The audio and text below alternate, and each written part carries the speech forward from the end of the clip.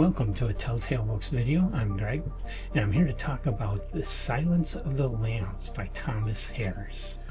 We are Telltale Books, bringing you the best in literature, literary topics, and graphic design and bookmaking. If you want to support us, you can find us on Etsy and Pango, where you can find gently used, rare, and even top quality used books. And if you like this video, be sure to hit the like button, the subscribe button, and maybe even that bell to be notified when new videos go live. Thanks for joining us. The Silence of the Lambs, of course, is a very famous book by author Thomas Harris. The best bibliographical information I can come up with, and I think there's probably a lot of stuff missing because there's not one short story that I can find anything out about, which is unusual for a writer. But otherwise, just looking at his novels, I come up with Silence of the Lambs as only his third book. It was published in August 29th, 1988, but now he had, way back in the 1970s, he wrote his first bestseller, Black Sunday, which was also made into a movie, by the way. And it's about terrorists at a football game. And it was a big hit back then. Mostly forgotten today, I think. Silence of the Lambs, of course, was first published as a novel, became a bestseller. It's actually the second in the Hannibal Lecter series, the first one being Red Dragon, which was also filmed. Red Dragon was actually filmed twice. The first time it kind of flopped. The second time it did a lot better.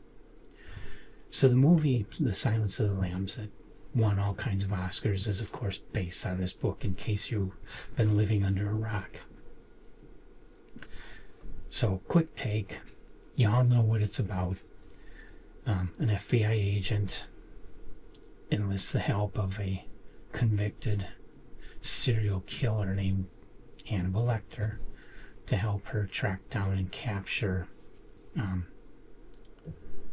Buffalo Bill, another serial killer who has started up, and who turns out to at one time have been one of Hannibal Lecter's patients, because Hannibal Lecter was a psychologist.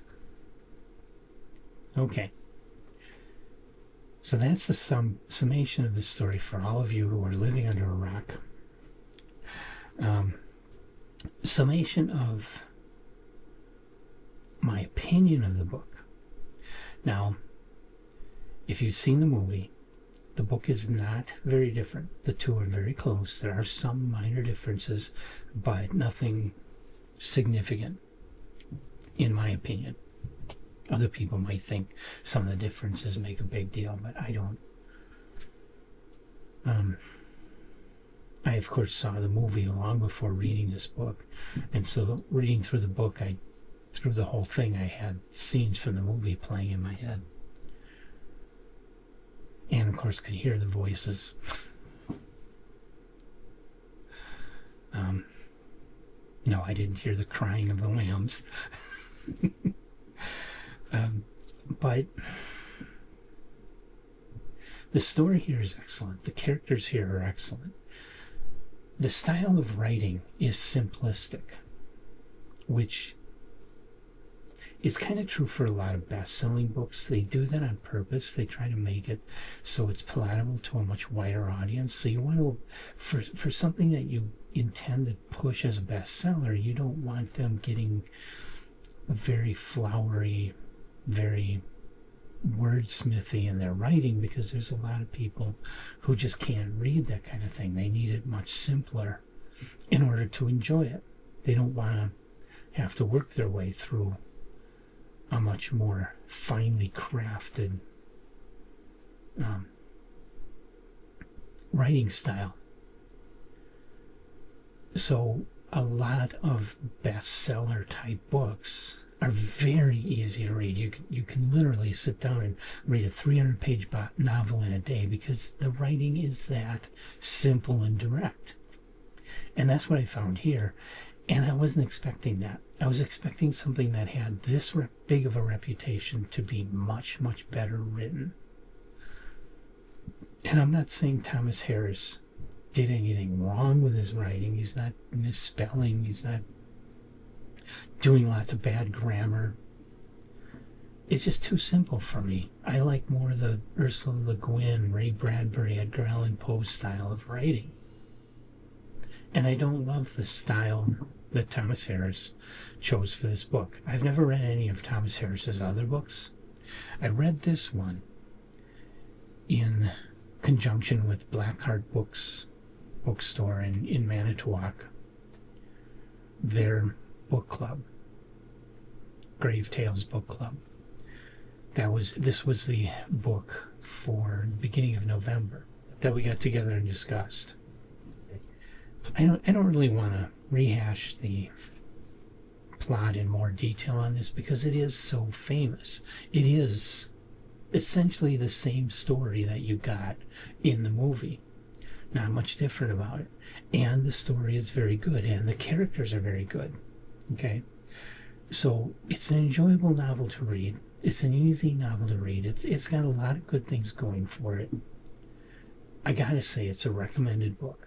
I'm just not going to give it a top tail because I would like it to have been a little deeper, a little more wordsmithy, a little more intellectual, not so simply written. Because, I mean, I had just finished reading Stand, and then I had gone on to read Jeff Vandermeer's Authority, and then I sat down to read Silence of the Lambs. And going from those other books into Silence of the Lambs, I felt like I had just picked up a young adult book. The style is that simple. And that just didn't do it for me. It just didn't cut it for me.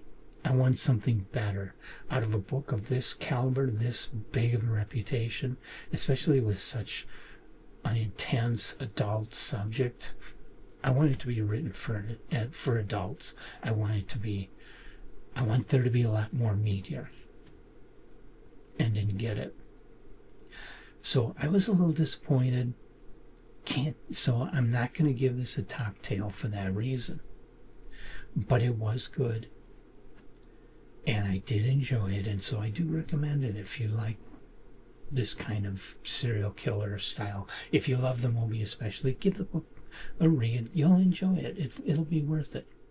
The closest thing to this book, I think, that I've read otherwise would be Peter Benchley's Jaws.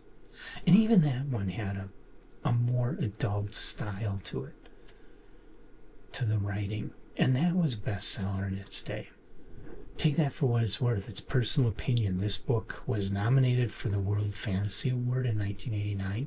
Didn't win, but it did win the Bram Stoker Award in 1988 for Best Novel of the Year. This is an award-winning book. And it was a huge bestseller, Oscar-winning motion picture. You know, despite my opinions, this book is going to go down as a major book. And my opinions are probably not going to be listened to. I don't know how many people listen to my opinions anyway.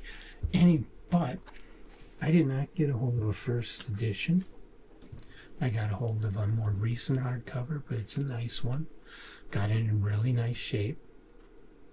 And I don't think this is the current edition. That if you go into a Barnes & Noble, I don't think that's what you'll get. And that's my copy isn't signed or anything. There's nothing special about it. And I didn't pay a huge amount for it either. Got it off of Pango Books. So easy to obtain copies. Go out there and get it and read it.